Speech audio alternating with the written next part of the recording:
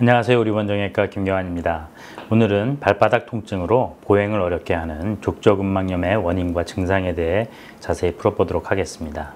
족저근막염은 족부 통증의 가장 흔한 원인 중 하나로 많은 분들이 고생하시지만 근육통이나 발의 피로 정도로 생각하셔서 치료를 지속하지 못해 고질병처럼 달고 사시는 분들이 너무 많습니다. 방송을 보시고 꾸준한 치료를 받으셔서 회복되시는 계기가 됐으면 합니다. 먼저 과연 족저근막은 무엇인가를 살펴보겠습니다. 족저근막은 강한 섬유질의 띠로 종골이라 불리는 발 뒤꿈치뼈에서 시작해서 발바닥 앞쪽에 5개의 가지를 내어서 발가락 기저부뼈에 부착합니다.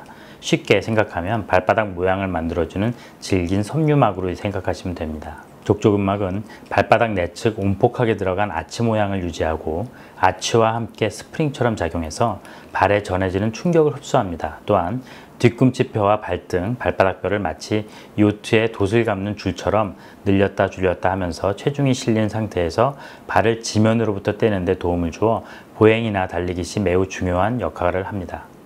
족저근막염이란 이렇게 체중을 지탱하는 족저근막이 잘못된 보행 방법이나 맞지 않는 신발의 착용 그리고 무리한 운동 등으로 인해서 반복적인 미세 손상을 입어서 족저근막을 구성하는 콜라겐 조직의 변성이 유발되어 염증이 발생한 상태를 지칭합니다. 그러면 족저근막염의 구체적인 원인을 알아보겠습니다.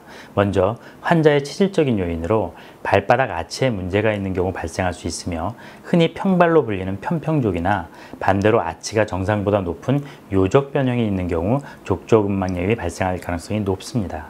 그 외에 다리 길이 차이가 크거나 발의 과도한 회전 변형 및 근육의 약화나 단축도 족저근막염을 유발할 수 있습니다. 실제로 아킬레스건이 위축되어 짧아진 경우에 뒤꿈치뼈를 위로 견인해서 반대측에 붙어있는 족저근막에 스트레스를 주고 염증을 유발시킬 수 있으며 또한 뒤꿈치뼈와 발등뼈가 이루고 있는 아치 구조에 영향을 주어 평발을 유발해서 족저근막염이 발생하는 경우도 있습니다. 따라서 족저근막염이 있을 때 아킬레스건의 상태를 면밀히 살피는 것도 매우 중요하며 치료도 항상 병행되어야 합니다. 족저근막염을 호소하는 환자분들에서 엑스레이를 촬영해 보면 족저근막의 발꿈치뼈 부착 부위에 뼈가 뾰족하게 자라나온 것이 관찰되는 경우가 흔한데 이는 족저근막염을 일으키는 원인의 하나로 알려져 있으나 반대로 족저근막에 반복적인 스트레스가 가해져서 발생한 비정상적인 골 형성으로 보는 견해도 있습니다.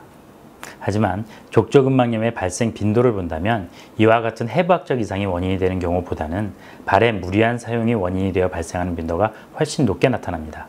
구체적으로 예를 들어보면 상대적으로 갑자기 평소보다 많은 양의 운동을 하여 발바닥에 무리를 주는 경우, 또한 절대적으로 많은 양의 스트레스를 줄 수 있는 장거리 마라톤 또는 조깅을 한 경우, 또 발바닥에 직접 강한 충격을 줄 수 있는 불편한 신발이나 딱딱한 바닥에서 맨발 운동을 하는 등 족저근막의 비정상적인 부하가 가해지는 조건에서 염증이 발생하는 경우가 흔합니다.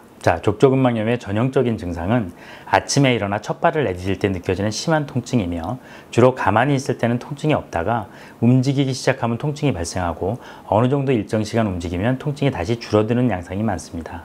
통증은 주로 발 뒤꿈치 안쪽에 발생하는 경우가 대부분이고 발 뒤꿈치뼈 안쪽에 튀어나온 종골 결절 부위를 누르면 통증이 발생하기도 합니다. 또한 발가락을 발등 쪽으로 구부려 족저근막을 스트레칭하면 통증이 심해지기도 합니다. 심한 경우에는 서 있을 때도 뻣뻣한 느낌이 지속되고 하루 일과가 끝나가는 시간이 가까울수록 오히려 통증의 정도도 심해지는 경우도 있습니다. 이와 같이 통증의 양상은 모두 같은 것은 아니며 발가락 쪽으로 압통이 있는 경우도 있고 아치 쪽에 압통이 있는 경우도 있습니다. 또한 아킬레스건 통증이 동반되는 경우도 있어서 주의가 필요합니다. 족저근막염은 이학적 검사, 즉 의사의 신체 검진을 통해 증상을 확인하는 것이 가장 효과적이고 정확한 진단법입니다. 앞에서 설명드렸듯이 발 뒤꿈치뼈 안쪽에 종골 결절 부위에서 명확한 압통점을 찾으면 진단이 가능하고 족저근막의 방향을 따라서 발바닥에 전반적인 통증을 보이는 것을 확인할 수도 있습니다.